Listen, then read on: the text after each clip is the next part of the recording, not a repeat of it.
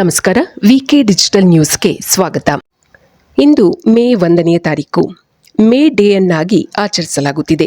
ಅಸಂಘಟಿತ ಕಾರ್ಮಿಕರನ್ನು ಒಂದುಗೂಡಿಸಲು ಹಾಗೂ ಅವರ ಶ್ರಮದ ಕೆಲಸಗಳಿಗೆ ಗೌರವ ಸೂಚಿಸಲು ಅಂತಾರಾಷ್ಟ್ರೀಯ ಕಾರ್ಮಿಕರ ದಿನಾಚರಣೆಯನ್ನು ಆಚರಿಸಲಾಗುತ್ತಿದೆ.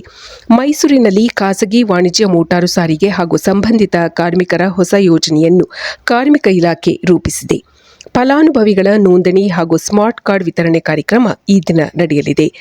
ಈ ಕಾರ್ಮಿಕರನ್ನು ಅಸಂಘಟಿತ ವಲಯದವರೆಂದು ಪರಿಗಣಿಸಲಾಗಿದ್ದು, ಅವರ ಕಲ್ಯಾಣಕ್ಕಾಗಿ ಕರ್ನಾಟಕ ರಾಜ್ಯ ಮೋಟಾರು ಸಾರಿಗೆ ಹಾಗೂ ಇತರ ಸಂಬಂಧಿತ ಕಾರ್ಮಿಕರ ಸಾಮಾಜಿಕ ಭದ್ರತೆ ಹಾಗೂ ಕ್ಷೇಮಾಭಿವೃದ್ಧಿ ಮಂಡಳಿ ಈ ಯೋಜನೆಯನ್ನು ರೂಪಿಸಿದೆ. ತಾಂಡವಪುರ ಗ್ರಾಮ ಪಂಚಾಯಿತಿಯಲ್ಲಿ ಬಸವ ಜಯಂತಿಯನ್ನು ಆಚರಿಸಲಾಯಿತು.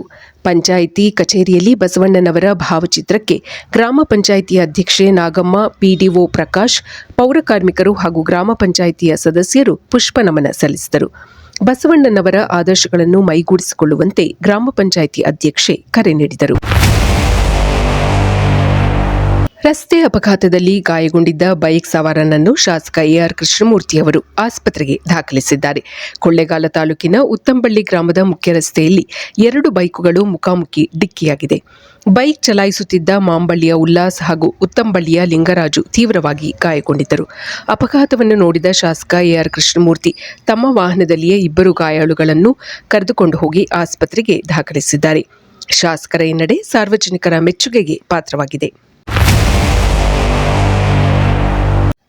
ವಿಶ್ವಗುರು ಬಸವಣ್ಣನವರ ಜಯಂತಿಯ ಅಂಗವಾಗಿ ಮೈಸೂರಿನ ಗನ್ ಹೌಸ್ ಸಮೀಪವಿರುವ ಬಸವಣ್ಣನವರ ಪ್ರತಿಮೆಗೆ ಶಾಸಕ ಹರೀಶ್ ಗೌಡ ಅವರು ಮಾಲಾರ್ಪಣೆ ಮಾಡಿದರು.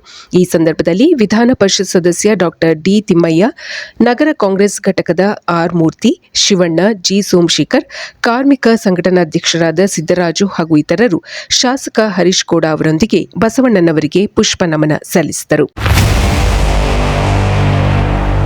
ಬಸವ ಜಯಂತಿಯ ಪ್ರಯುಕ್ತ ಚಾಮುಂಡಿಪುರಂ ವೃತ್ತದಲ್ಲಿಯೂ ಸಹ ಬಸವ ಜಯಂತಿಯನ್ನು ಆಚರಿಸಲಾಯಿತು.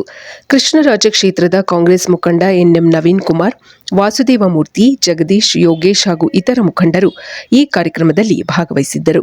ಕಾರ್ಯಕ್ರಮದ ನಂತರ ಸಾರ್ವಜನಿಕರಿಗೆ ಮಜ್ಜಿಗೆ ವಿತರಿಸಲಾಯಿತು. ಜಮೀನಿನಲ್ಲಿ ಅರಿಶಿನ ಬೆಳೆಯನ್ನು ಕಾವಲು ಕಾಯುತ್ತಿದ್ದ ರೈತನನ್ನು ಕಾಡಾನೆ ಕೊಂದು ಹಾಕಿದೆ.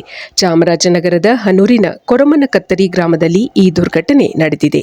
ಗ್ರಾಮದ ನಂಜಪ್ಪ ಮೃತ ರೈತ. ಇವರು ಮಂಗಳವಾರ ರಾತ್ರಿ ಹೊಲ ಕಾಯುತ್ತಿದ್ದಾಗ ಆನೆ ದಾಳಿ ನಡೆಸಿದೆ. ಆನೆಯ ತುಳಿತಕ್ಕೆ ಒಳಪಟ್ಟು ನಂಜಪ್ಪ ಸ್ಥಳದಲ್ಲಿಯೇ ಮೃತಪಟ್ಟಿದ್ದಾರೆ.